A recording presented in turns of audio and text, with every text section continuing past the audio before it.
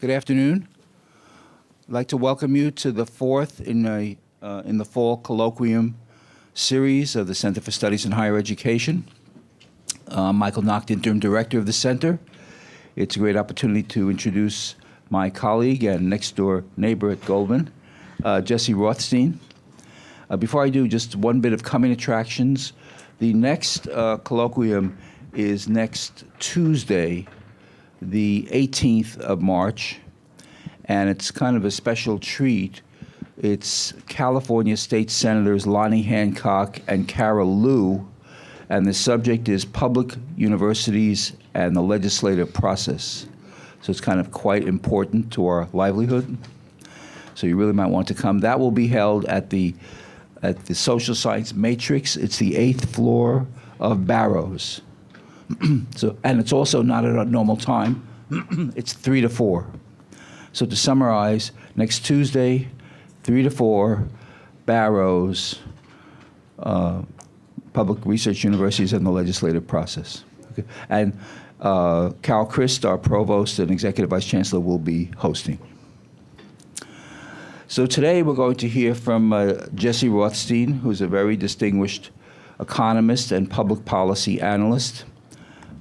Jesse graduated from Harvard with honors in mathematics, did his master's in public policy at the Goldman School, and received his PhD in economics from Berkeley. He taught for a number of years at Princeton in the economics and Woodrow Wilson schools. And then he went on leave into the Obama administration, where he was a senior economist for the Council of Economic Advisors, and then chief economist for the Department of Labor. We were fortunate to recruit him back after he finished all of that. And Jesse has multiple hats at Berkeley. He's a professor of public policy, he's a professor in the economics department, and he is the director of the Institute for Research on Labor and Employment, which is a major research center that's been here for decades. More recently, Jesse was asked by Kathy Koshland to do a study on the impact of changing processes on the undergraduate admissions process, and it's really caused a lot of eyes to open about things that are happening there. It's obviously a very important subject for Berkeley, for our undergraduate students, so we're going to hear about that today from Jesse. Please welcome Jesse Rothstein. Thank you. Wow, okay. Thanks a lot. It looks like there are a couple seats up here for those who are stuck without them, but maybe not. Okay. Okay, well, thanks a lot for having me. As Michael said, this has an unusual genesis for one of my projects. This was not, hey, somebody ought to write a paper on this. Why don't I write a paper on this, then go work for 2 years on it. This was, Kathy Koshland called me in June and said, we need you to write a memo for us in 2 weeks. And I said, how soon can you get me the data? And they said, well, about a week and a half. And so I didn't get them the memo quite as fast as they wanted, but this was a pretty quick project, and I think it was pretty interesting, and planning on continuing the work over the next year. And so I'm very interested in people's comments and feedback for that part of it especially. Okay, so let me just jump in. So the backdrop of this is trying to connect this to the literature, which would have been the motivation had I started with this as the literature as motivation, is that in admissions, there are two kinds of information we have that we're thinking about in admissions. One is just the numbers. We've got SAT scores, we've got high school grades, we've got number of AP courses, we've got various other things that we can write down as numbers. And we could just run our admissions by taking some weighted average of those things or some formula depending on those things and just make decisions based on that. And in fact, for a long time, that was more or less how Berkeley and most of the UCs ran their admissions for most of the admissions. And for those of us who study admissions, that's, at least those of us who are quantitative and study admissions, that's what we do, because I can't put a letter of recommendation into a regression. And so I stick to the numeric variables, and you have studies about what information the SAT tells you. But in practice, if you look at admissions processes, almost every highly selective college, including now the UCs, they're using lots of things that are not so easily quantified. Things like essays, things like letters of recommendation. Our holistic review process is something like that. The readers are trying to get some broad sense of the whole application that's not simply a weighted average of each of the quantitative measures. And all of these are using qualitative information. And those of us who are quant geeks don't really understand how this plays into things. Like I think it's an interesting question. What information are we getting out of all this quantitative information? How much is it improving the decisions? And is it actually improving them, or is it making them worse? There are lots of situations where if you ask somebody to make a judgment, they will form a judgment, and they'll be very confident in that judgment, but their judgment will be worse than you could have accomplished with just a simple quantitative average. And so it's not so clear that just because we think that we're adding value by looking at these things, that we actually are. And so I think those of us who are interested in this really want to know, are we learning more about academic preparedness? We know that the SAT is very limited. We know that high school grades are very limited. If we ask for an essay and we read it and try to assess, is this somebody who's ready for the university, is that helping us? Are we doing a better job of assessing academic preparedness? We might be. On the other hand, this kid's mother might have written the essay, so we might be doing a worse job. We might be looking at other dimensions of preparedness. So it might be we're not actually interested in the academic piece, but we want something more than just academic preparedness. We want a well-rounded class in various other ways. We want people who are going to go save the world. You can't tell that from their SAT score, but you might be able to tell that from their essay. And so we might be getting useful information there. And then another possibility is that we might just be fuzzing up the process.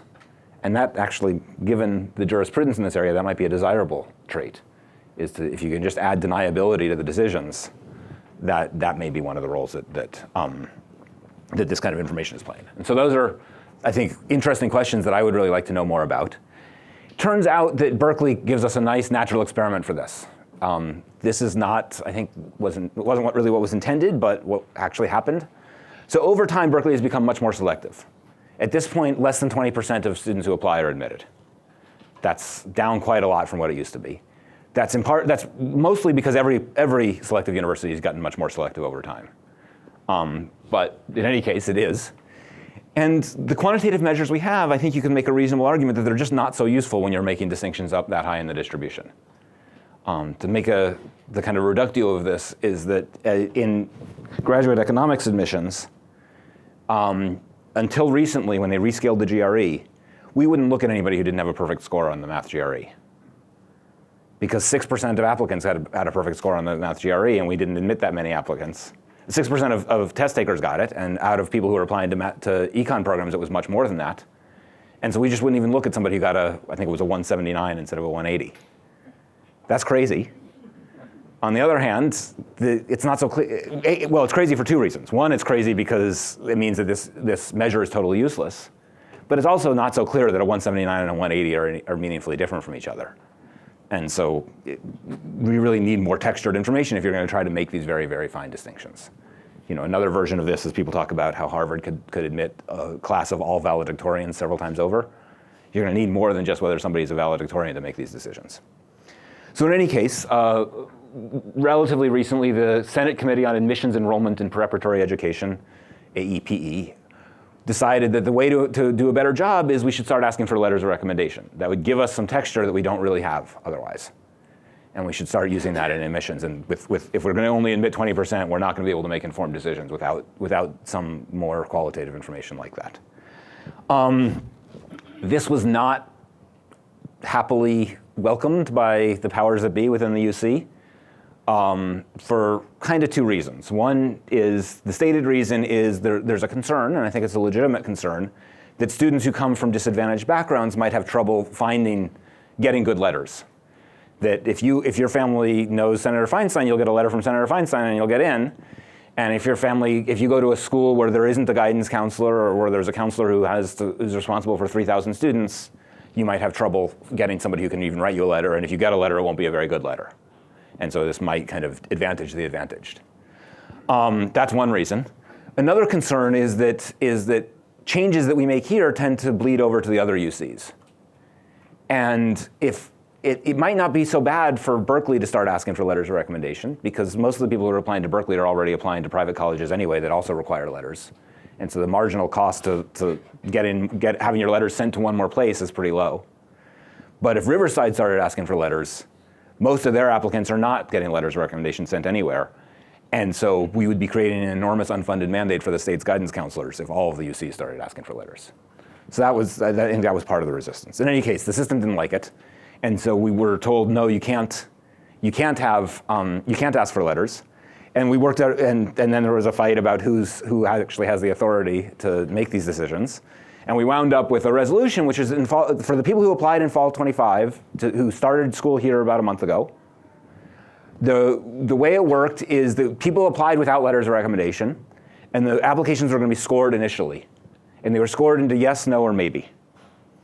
And the idea was, we don't need letters from everybody. We only need letters from people for whom the other information isn't enough to lead to a firm decision.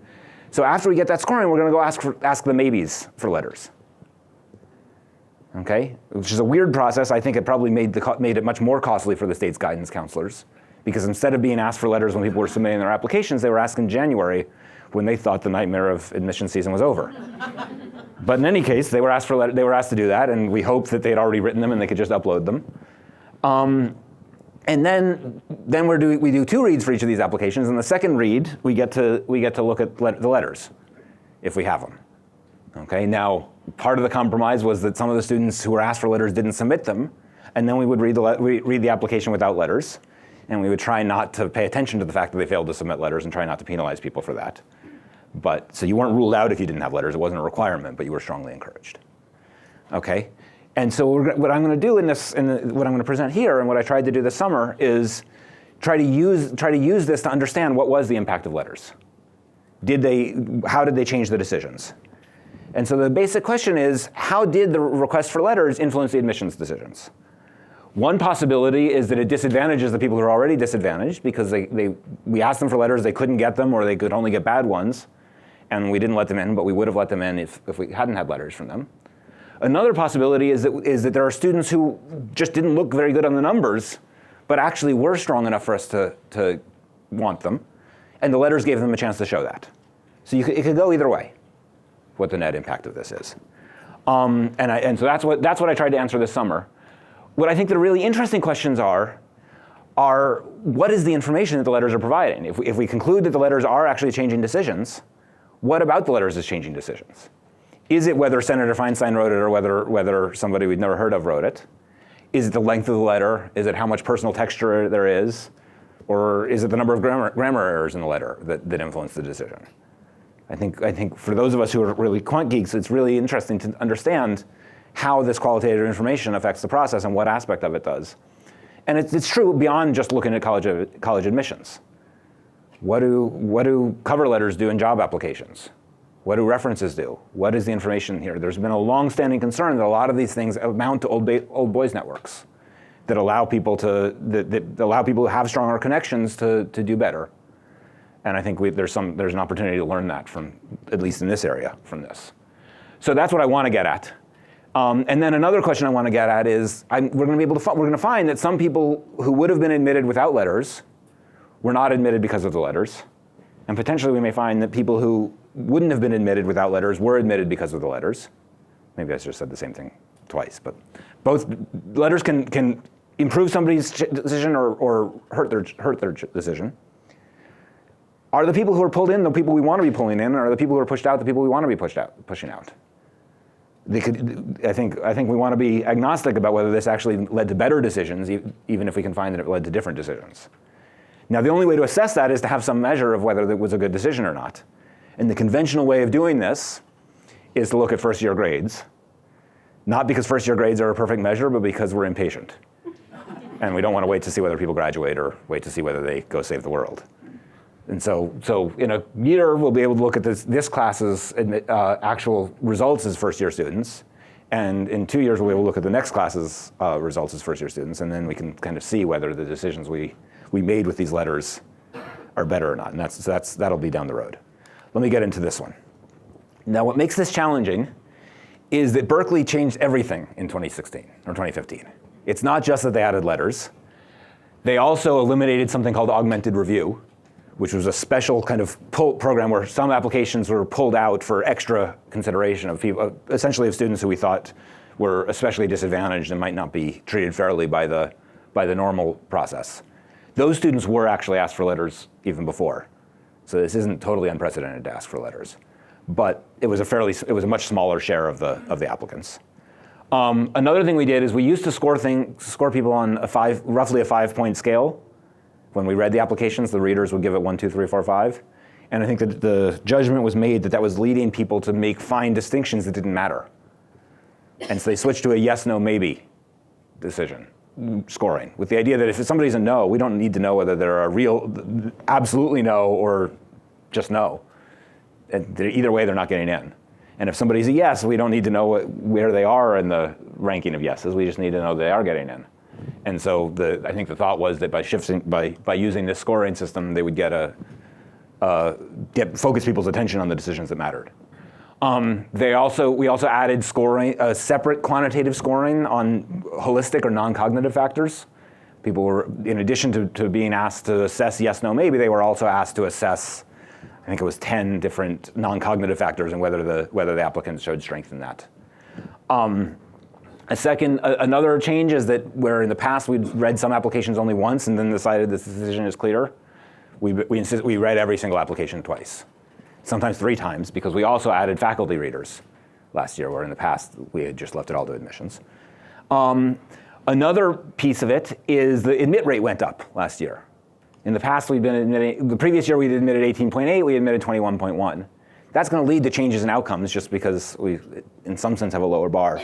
And it doesn't look like that to me at least, in looking at the data, it doesn't look like we raised the admit rate because we got stronger applicants and we kind of got confused and accidentally admitted too many. The strength of the applicants was pretty similar, we just admitted more students. And that's going to have impacts on all sorts of outcomes. And then another change that I actually concluded is going to be pretty important to the analysis I do is we use the wait list a lot more. So in the previous year, 4.5% of applicants had been offered a spot on the wait list rather than being just initially admitted or denied. This cycle, almost twice as many were, 8.6%. Why is that important? Well, it's going to make it very hard to measure outcomes in a comparable way. There are lots of students who we offered a spot on the wait list, and if they had accepted that spot on the wait list, we would have eventually admitted them. But a lot of them said, no, I don't want the spot on the wait list. I already got admitted somewhere else. I'm going to go there. And so we count them as not admits. But if we hadn't used the wait list, we would have just admitted them outright. And so we would have counted them as admits. So the way we're measuring outcomes, there's no purely comparable way of measuring outcomes this year relative to last year. That's going to be an issue. Okay, I'm going to focus on just the letters of recommendation and try to isolate the impact of the other things as best I can. Most of them I can isolate. These ones are going to be harder, but we'll try. Okay.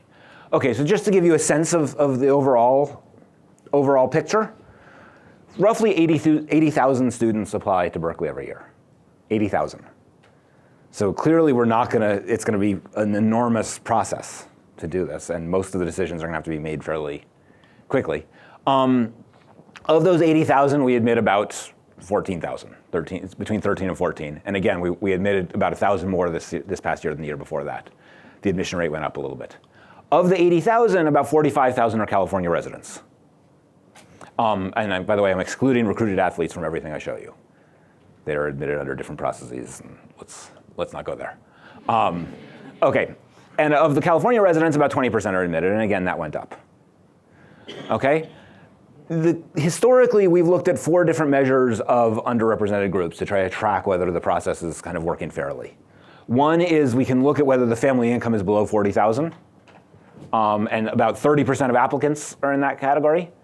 For all of these groups, the share of admits in the category is going to be lower than the share of applicants, right? Because on average, students from these disadvantaged backgrounds tend to be less strong applicants. Not all of them. There's a range in each. But on average, they tend to be lower, and so we don't admit all. We admit some, but not all of them, and a lower proportion than we do for non-underrepresented groups. Another measure is: are you the first generation in your family to go to college? Are you from a school that has a low academic performance index, which is supposed to be a measure of how well run the school is, but is in practice a measure of the demographics of the school? And then, are you an underrepresented minority? And so I'm going to focus for most of what I do on whether you're in any one of these 4 without distinguishing them. For some purposes, it's important to distinguish them because 3 of these were allowed to consider it in admissions and the 4th one were not. But for my purposes, in just asking what happened, I'm just going to pool them all together. And so about half of our applicants are from that category, from one of those 4 categories, and 40% of our admits. Now that is also remarkable. I've done others, I taught at Princeton for a while, I looked at some of their data. They don't have 40% of their applicants or their admits from these categories. There are very few selective universities that are able to do this, and I think actually there's one. Okay, so how am I gonna go about this? It's useful to kind of try to distinguish between the applicants who are in the money and the ones who aren't. Right, that we get a lot of applicants who they applied, they went through they were probably not ever expecting to come here, but it turns out to apply to Berkeley. Once you're already applying to Riverside, you just have to check one more box and pay a few more dollars. And so we get a lot of people who are applying here just because they might as well. And in general, in admissions, you have a lot of people who are applying with very low chances.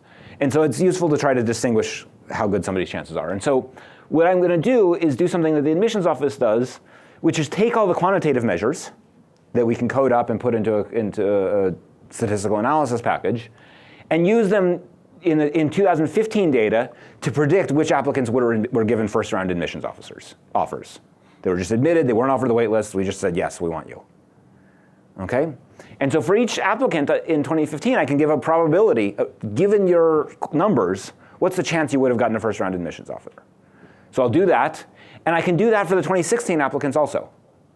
And when I do that for the 2016 applicants, I can't see what they I'm not using what actually happened to them. I'm just using what I would have predicted would have happened to them given the way we ran admissions in 2015. And I'm going to construct this I'm going to call it an admission score, which ranges from 0 for the people who I can tell by the numbers there's no chance they would have been admitted in 2015, up to 1, which is the people who had a 100% chance of being admitted. Okay? And I'm just going to use that to organize things and to kind of help get a sense of things. So here's what the distributions look like. I've got the distribution for applicants and the distribution for admitted students. What you see is that the vast majority of our applicants have extremely low admission scores. Most of our applicants are totally out of the money. Now, some of these people with admission scores between 0 and 0.02, so we would have predicted there's a 1% chance they would have been admitted. Some of them actually were admitted, but not very many of them. So a much larger share of our admits than of our applicants come from these people who have very strong numbers, because people with these very strong numbers are admitted with high probabilities. And so this is the distribution of people of actual admits. Okay? What this basically says is we can't do a perfect job of predicting admissions. If we could do a perfect job of predicting admissions, everybody who is admitted would have a score of 1. But we can do a pretty good job of identifying people who have very low chances of being admitted. And it's kind of, they're going to fuzz things up, and so it's going to be useful to kind of not to pay too much attention to them. Okay, the other thing you can do is look at who was asked for letters of recommendation. And so what I'm doing is, for all applicants, I've got the admission score, and this dotted line is the share of them who are asked for letters of recommendation.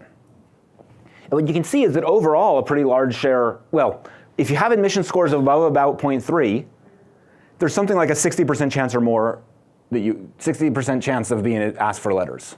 So a pretty large share of them were asked for letters, until you get up to the very, very stars, where again, remember, we were only asking for letters from the maybes, not the yeses or the nos. So these guys are the yeses.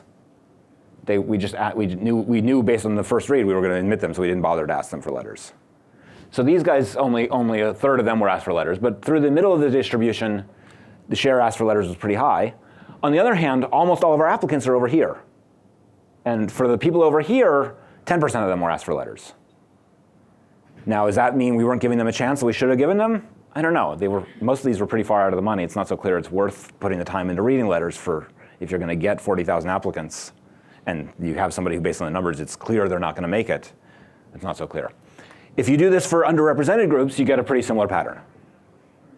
Right? I'm also showing you here the share of students who are considered under augmented review in 2015, which was the other way we tried to bring in kind of more qualitative information. And what you can see is the letters of recommendation program was an order of magnitude larger than the augmented review program, which was a very small share of our applicants.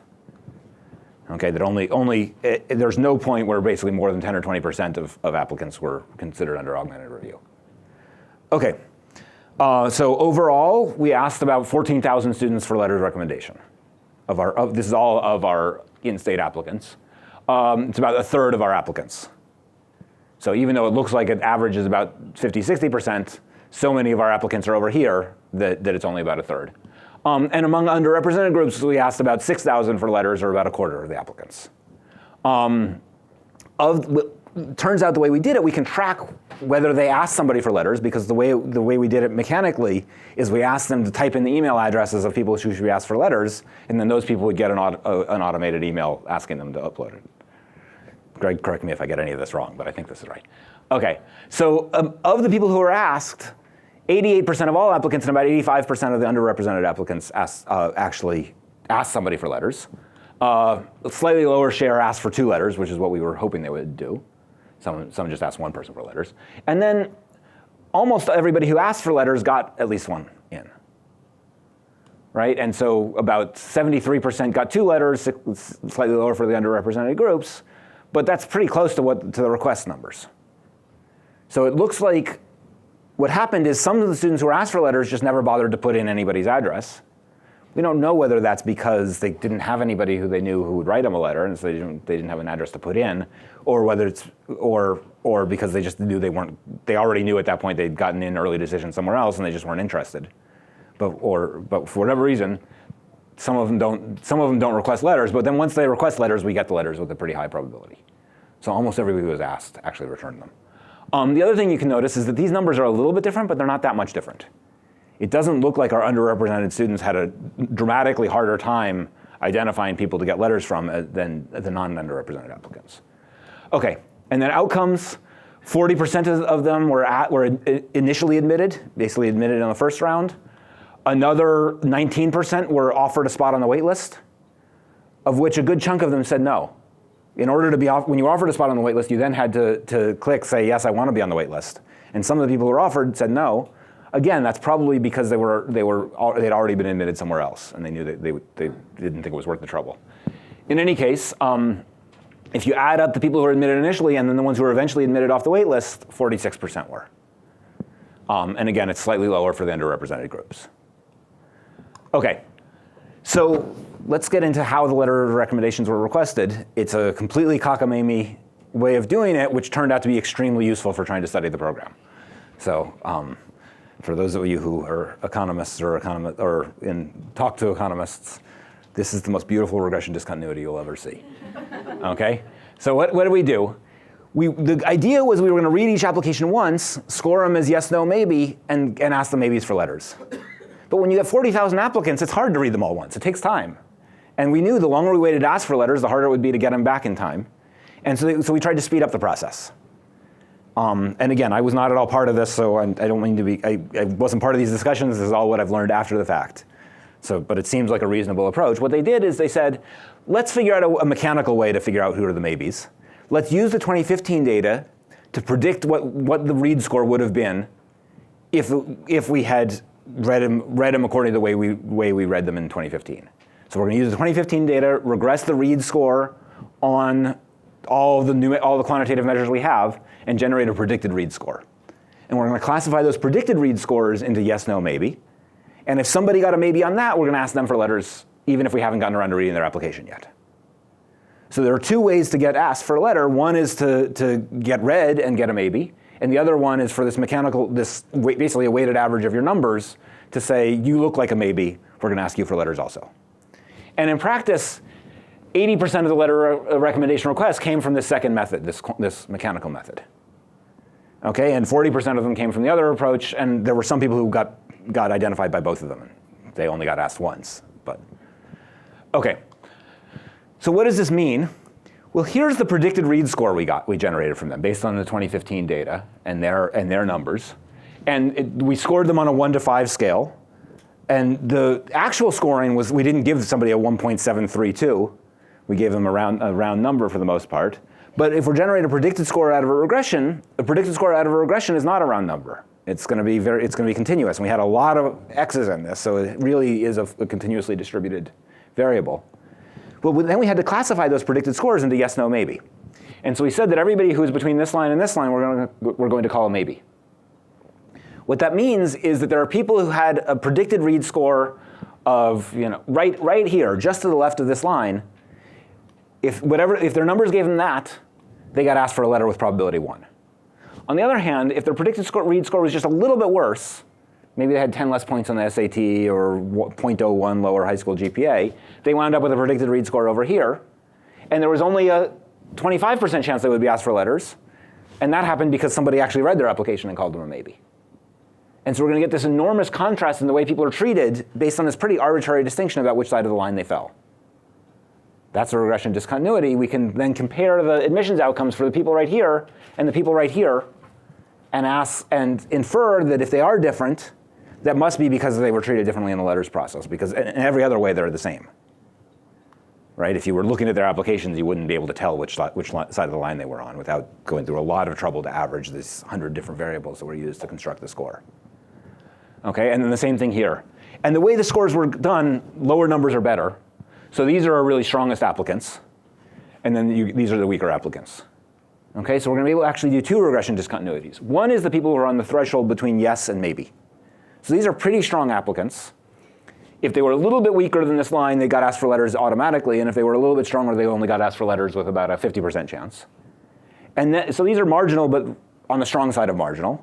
And then these are marginal, but on the weak side of marginal. These are people who, if they were on this side, they were asked for letters, if this side they weren't, but their admission chances were quite a bit lower. Okay, and then you can look at what the actual outcomes were. And again, because we changed the process, there's no single summary of what the outcomes were. So I'm going to show 4 here. The top, this bottom line, no, this second line, this line here, this is the share of applicants at each point who were initially admitted. The line above that is the people who were admitted or offered a spot on the wait list, and the one in between is the ones who were ever admitted. And then this bottom ones is the ones who actually registered. So admitted and said yes. And what we're looking for is signs that these lines are discontinuous at these two vertical lines. And what you can see is that if you look at the points around this line, the admissions outcomes are all better for the people to the left of this line than the people to the right of this line. Well, people to the left of this line, about half of them were asked for letters of recommendation. People to the right, all of them were asked for letters of recommendation. And there are basically no other differences between them. So what this is saying is being asked for letters, moving from this side to this side, hurts your chances of getting in, if you're one of these people. Okay? Over here, it's harder to see a discontinuity, but if anything, it jumps up as you go in. And what this is saying is for these people, being asked for letters helps your chances. Now, I think this is exactly what should have happened. Right? These are people who if we didn't have letters, we were going to let them in anyway with a pretty high probability. So the only thing you can do, if we have somebody who's basically going to get in, the only thing a letter can do is hurt them. Right? This is a binary decision. If you're already a yes, a very strong letter can't make it any more of a yes. All it can do is turn you into a no. On the other hand, these people, they only had about less than a 50% chance they were going to get in. For them, a strong letter could help them, but a weak letter probably wasn't going to hurt them because they probably weren't going to get in anyway. And so I think what we should expect is that for people on the kind of low side, a letter should help them. For people on the high side, letters on average should hurt them. Not that it hurts all of them, but that's the only thing it can do to them. And so some of them it hurts and others it has no effect, and the average is it hurts them. And so that's going to be the conclusion, is that if you take all of our applicants being asked for letters, and you focus only on the people who are on the threshold between maybe and yes, being asked for letters reduced their chances of getting in by about 10 percentage points. So that's a pretty sharp reduction on an average of around, I don't know, about 80%. On the other hand, if you look at people who are on the threshold between no and maybe, being asked for letters raised their chances of being admitted by about 2 to 4 percentage points, depending on how you measure it. Again, for people who have an admission chance of under a half. Okay? If you do the same thing for underrepresented applicants, well, for one thing, we have less data, so everything is noisier. But if anything, it looks like this negative effect of being asked for letters for the strongest applicants there's no sign of it here. Maybe there's still a positive effect over here, but there's no negative effect here. And so for underrepresented applicants, it looks like it had less of an effect. Okay? If anything, it looks like the letters that were more positive across the board for the underrepresented students than for everybody else. And so what I conclude based on this is that being asked for letters did change decisions. It reduced our chances of admitting the people with the strongest numbers, and it raised our chances maybe raised our chances of admitting people with somewhat weaker numbers. And it didn't have any differential negative effect on underrepresented applicants. right? It could have, but it doesn't seem to have. Okay? Now this is what we want letters to do. If we wanted to admit the people with the strongest numbers, we don't need letters. The whole point is to say no to some of the people who have really strong numbers but are actually not that good, and say yes to people who have weaker numbers who are that good. So I think as best we can tell, this is exactly consistent with the intent of the letters. And it doesn't seem to have had a differential effect on underrepresented students. Now, it's consistent with that doesn't mean it worked. For it to work, we would want to know the people we got to let in or the people we wanted to let in. We don't know that yet. We want them to be somehow better. So we're going to have to wait till we can see outcomes for these people to see whether the people who we brought in through this process were actually better than the people who we pushed out through the process. But it's consistent. Everything we have so far is consistent with the original intent. Okay, so now, turns out we're still fighting over whether we can do this again. We're still arguing about it. And so that's good or bad. I think there are arguments on both sides. But we still want to know what happened. And you can learn more if you get at it ahead of time than if you have to come after the fact. And so what we're going to try to do is in this cycle, we're going to try to study this a little bit better. One of the nice things about being brought in last June rather than this coming June is I actually can be part of the process and kind of see what's happening rather than come in after all the decisions are made. And so we're at least in conversations about trying to design a study for this coming year, and I'd love people's feedback on this. And so what I want to know is what is the effect of letters of recommendation? How does it vary for applicants of different types, including underrepresented groups? And what I'm really interested in is what are the readers picking up from the letters? What aspect of the letter is leading a reader to say, yes, I want to admit this student even though I wouldn't have otherwise? Or no, this student looked good on paper, but actually they're not so good. And then do letters lead to better decisions? And so what I think we're leaning towards is we can't interfere with the actual process. The process has to be a well-oiled machine if you're ever going to get through 40,000 applicants. But what we're going to do is the people who are hired to read applications, I think what we're going to try to do is pay them to stay on a little bit longer and read some more applications, just what they always wanted to do, right? Read some more applications, but what we can do after the process is done is we can monkey with what information they have.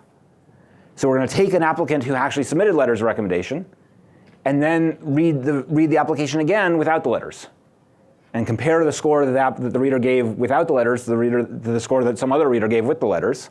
You can't use the same reader, or they might remember what they did. And ask whether, then we may be able to identify students who were helped by their letters and other students who were hurt by their letters. And then code the letters. And this is going to be the hardest part. But I think one is we can code, do you actually have letters? Another is we can try to code up who sent the letter. Is this somebody who has sent lots of letters to us or not so many? What kind of school you're from? Things like that. And then what I would like to do, but this is beyond my skill set, so we're going to have to figure this out, is try to do kind of some automated content analysis of letters. Like there are easy things, we could just measure the length of the letter, but there's also tools to do kind of sentiment analysis of text. And so if this is an effusive letter, does that help? Or if there's lots of I's in the letter versus he or she, does that affect things? I'd love, another version is we could go through and read them and try to code them ourselves and try to figure out how to code them. And that may be a way to pursue it further. Other pieces of this, I think we're going to need to track what happens at other UCs. That's going to be a challenge, but I think it's worth doing because of this issue that the people who we admit and then go somewhere else, we lose. This will help with some of the selection. And then I think we want to follow people up and see how they do because that'll help us measure whether things went well, whether the people we brought in with this process are better than the people who we pushed out. Okay, so I'm over time, so I think I should stop here. But I would love any questions, and then if anybody has suggestions about how to do this study, I'm all ears, because I think there's a real opportunity here. Okay.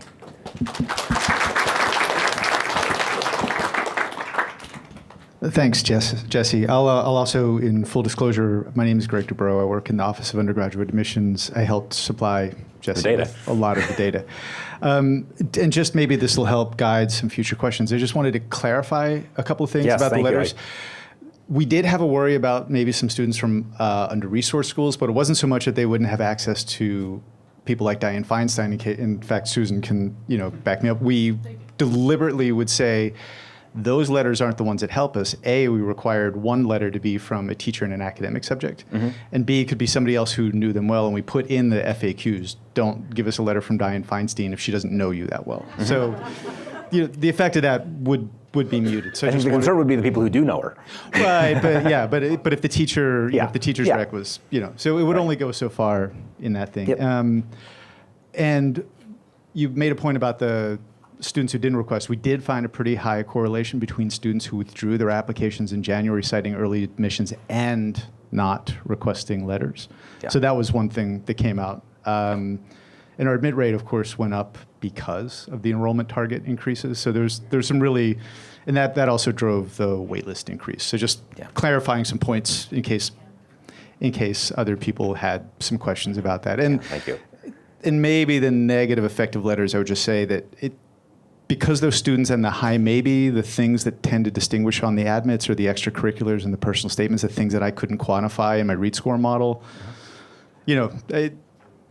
So But again, that's what we're trying to do with these right, letters. and that's one of those effect. for noise in the model that might be a thing. So I just wanted some clarifications on that. But otherwise, enjoyed the presentation, enjoyed the study. Thank you. And I should say, Greg actually figured this stuff out beforehand. I only got to look at it after the fact, and then had to guess about what had happened and without any time to figure it out. So, but I appreciate all your help. Yeah.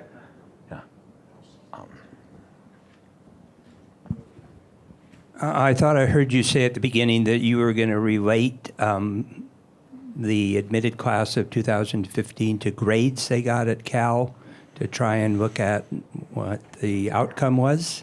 And if that hasn't happened yet, when do you expect that to happen? And the second question is, suppose the grades weren't so great, but they create a new business called Federal Express. Okay. Let me take the first one. This change was made for the decisions that were made in fall 2015 for students who started here about a month ago. So eventually I want to look at grades, but I don't have my grades in for this semester yet. So it's going to take a little while.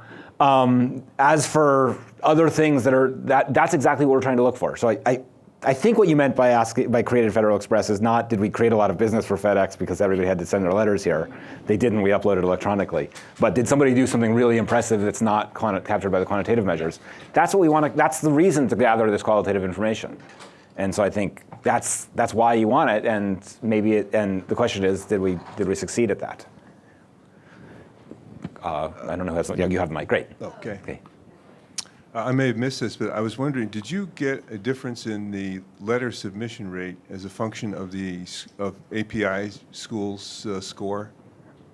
So I didn't look at that, but you looked at that, and not much. It was pretty high. Of the students who requested, and Jesse's percentages there were all among all students who we asked.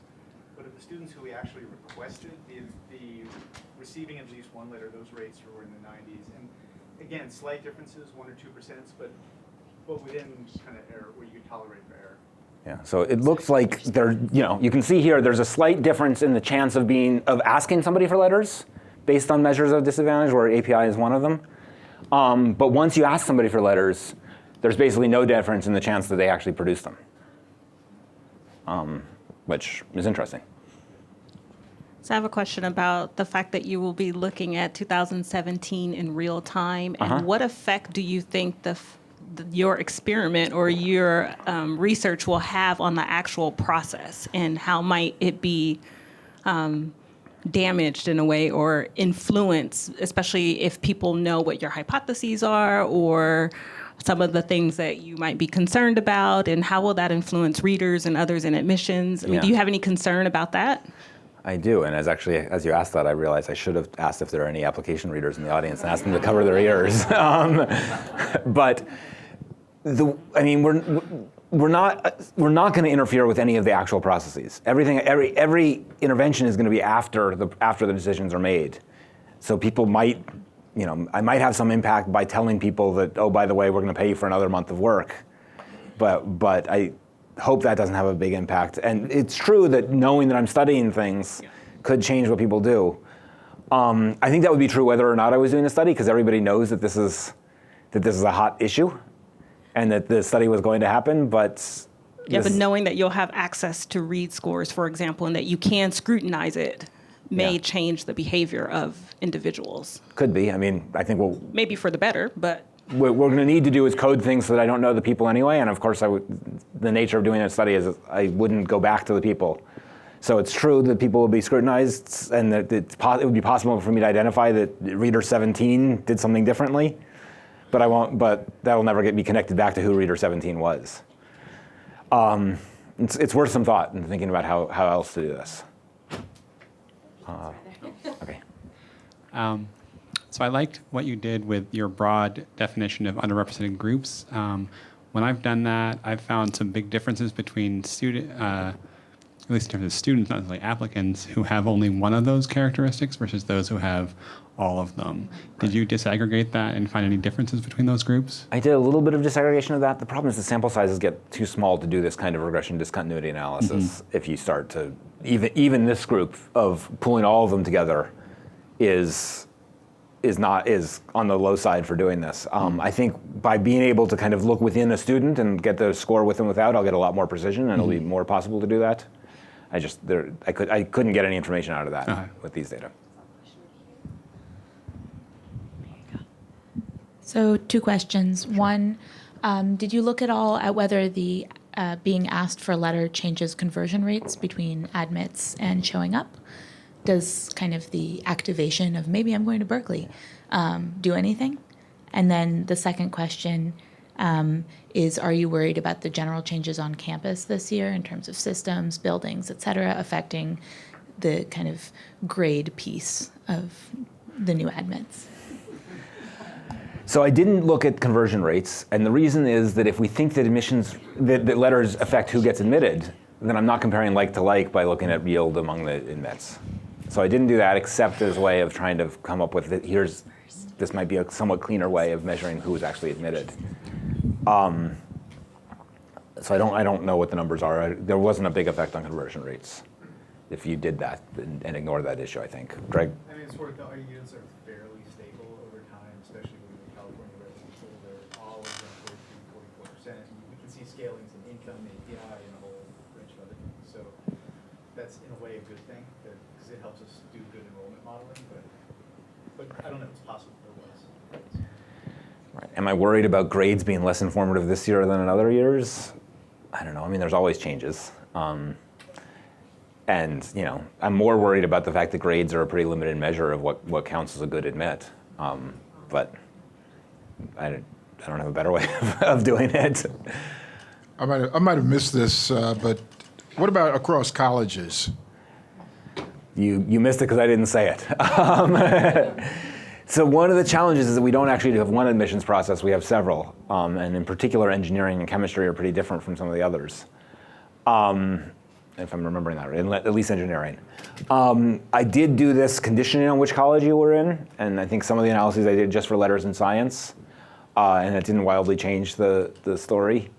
The probability of admissions for somebody with a given set of characteristics is very different in those different schools. But the impact of the letter request doesn't seem to have been wildly different in those different places. Again, samples are small, so I don't want to push that too far. Just a quick question. This is all for California residents. Did it look any different for non-residents?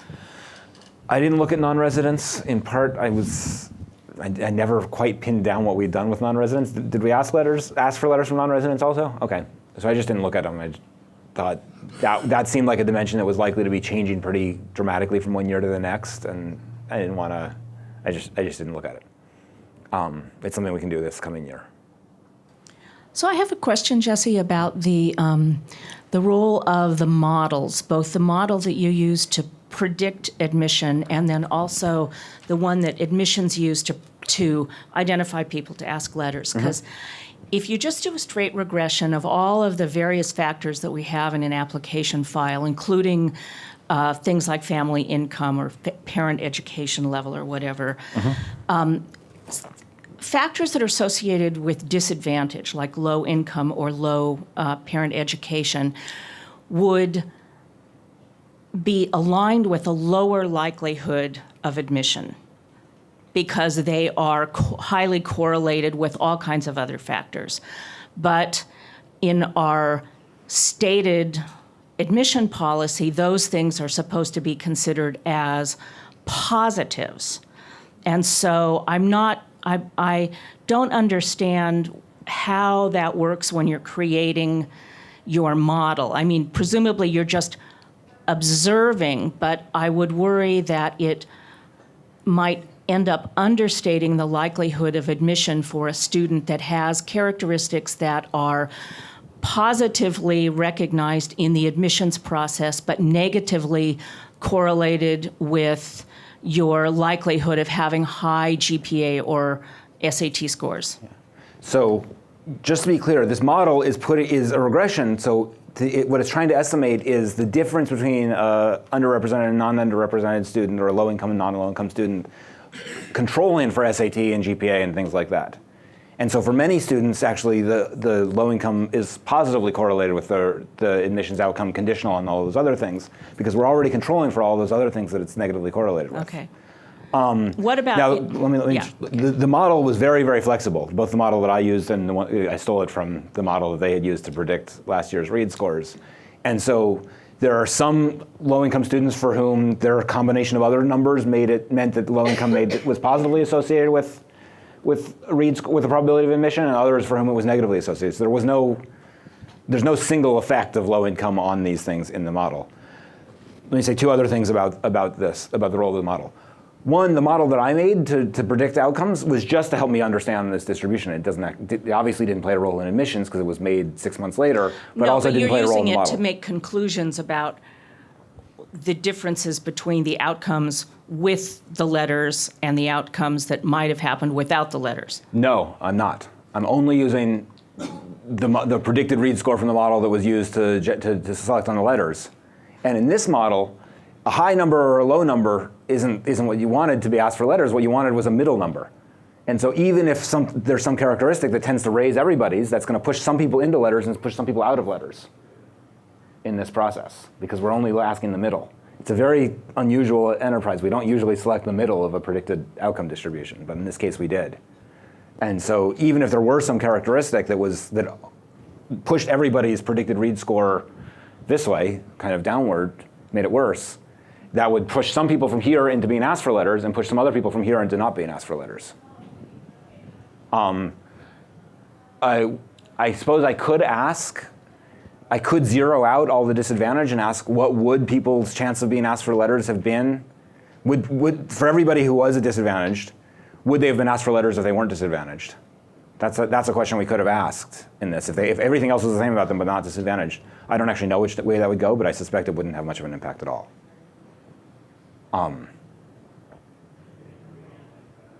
Does that answer the question? Yeah. Still thinking. Okay.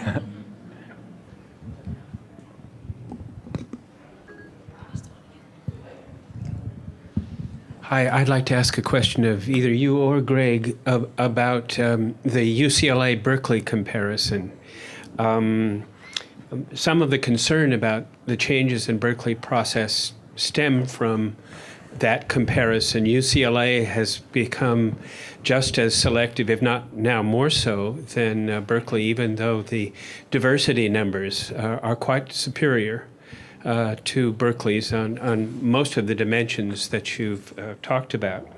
Now, your findings show pretty convincingly that the letters of recommendation and also in your paper, Augmented Review, didn't seem to make much of a difference in the diversity of Berkeley admissions. So the question arises, what accounts for the difference? And there are three things, of course, we could look for: differences in application rates, differences in the selection process itself, as you're studying here, and differences in yield. Given UCLA's proximity to the large minority population in the LA basin, they've had obvious advantages on the first and the third, with application rates as well as yield rates amongst underrepresented minorities. It's unclear how much of the differences is really attributable to differences in their selection processes. At least what you can observe from the outside is they're not all that much different. So I guess what I'd like to know, it's unfair to ask you to make that comparison because I know you don't have the UCLA campus data. But I would be interested, based on what your analysis of the Berkeley data has showed so far, where you suspect the biggest bottleneck may be to admission of students of color. Is it admission, or is it application? Is it admission selection, or is it yield? And which has the greatest potential to expand enrollment of students of color? Okay. There's a lot of pieces of that. Let me try to take a couple of them. One thing we know from Patrick's work here and from others is that people are overwhelmingly likely to go to the closest college to them. That most students go to the closest college, and the closest, if the basin for which UCLA is close, is a much more diverse population than the basin for which Berkeley is close. That's just a fact about California geography, by almost any measure we would care about. And so I think in any kind of diversity metric, UCLA is going to have a big advantage in that sense. I didn't look at UCLA comparisons at all. I only had data from Berkeley. I couldn't have looked at UCLA comparisons. I only compared 2015 to 2016. My interpretation is that, in fact, the decline in diversity at Berkeley between 2015 and 2016 is a statistical mirage. And it's coming from the wait list. It's coming from the fact that there were students who were disadvantaged, who have very low yield rates if we admit them, who in 2015 we would have admitted them, and in 2016 we offered them a spot on the wait list. And they said no to the wait list, and so we didn't count them as an admit. In 2015 we would have counted them as an admission who didn't show up. It's the same student, they made the same decisions, everything was the same except we just relabeled them. And my interpretation is that that's the biggest part of the change from 2015 to 2016. I can't prove that because I don't know what would have happened for any individual under other regimes. I don't have a nice regression discontinuity, but I do think that's a big part of it. In terms of what margin makes the most difference if we wanted to increase the underrepresented minority share at this university, I think there's lots of different ways of asking that question that lead to different answers. I mean, what would make the most difference in society is improving the family background and schools of these kids and making sure they were more nurtured throughout their lives. And then they would have stronger applications when they got to be 17 years old, and then we would admit them with higher probability. That's obviously a hard thing to do. If we're only allowed to implement it through the admissions process, I don't know. I don't know. I don't know what the answer is. And yeah. So now I feel compelled to answer Saul's question. Full disclosure, I'm from the Office of the President, Nina Robinson. We did look, Saul, at the common applicants between UCLA and UC Berkeley this year. So we pulled out College of Letters and Science only. So we removed engineering and we removed chemistry and we removed all the other colleges. We just looked at letters and science. And we looked at common applicants. So, and I don't have the numbers on me, but there were maybe 15,000 of them or something like that. And in that pool of 15,000 applicants to the College of Letters and Science at Berkeley, who had also applied to UCLA, overall, the admit rate for students in that common group was lower at UCLA than it was at Berkeley. So for those applicants, Berkeley was less selective than UCLA. And of course, Berkeley is not less selective overall, but it has a skewed pool. It's skewed toward the high end. And this didn't skew. This was the exact same applicants. And fewer of them were likely to be admitted to UCLA. But the admit rates for underrepresented students from that group were much higher at UCLA than they were at Berkeley. There was a significant difference, which tells me that every single part of the process needs to be examined, because I totally agree that application rates from people in Southern California favor UCLA in terms of minorities. Yield presumably does as well. There may be all kinds of other things, but I think that the evidence that we have based on simple descriptive statistics seems to indicate that the same student going through the admissions process at Berkeley versus the the admissions process at UCLA, if they're underrepresented, they have a better chance relative to non-underrepresented students. So there's still a gap, right? The underrepresented students are still less likely to be admitted at UCLA than the non-underrepresented, but the gap between groups is much smaller at UCLA than it is at Berkeley. So something else is going on there too. Yeah, I want to just respond, and I want to let Greg respond to that, because I would love to see those data and play with them, because I think there are lots of interesting questions about why that is. And one of the things I would be worried about, or think might be going on in these, is that each of these campuses builds relationships with local schools, and that may affect, we're going to know more about applicants from local schools than we are from applicants farther away, and that may be part of the story and could affect the relative admissions probabilities even for common applicants. So I think we really owe Jesse a great bit of gratitude for what.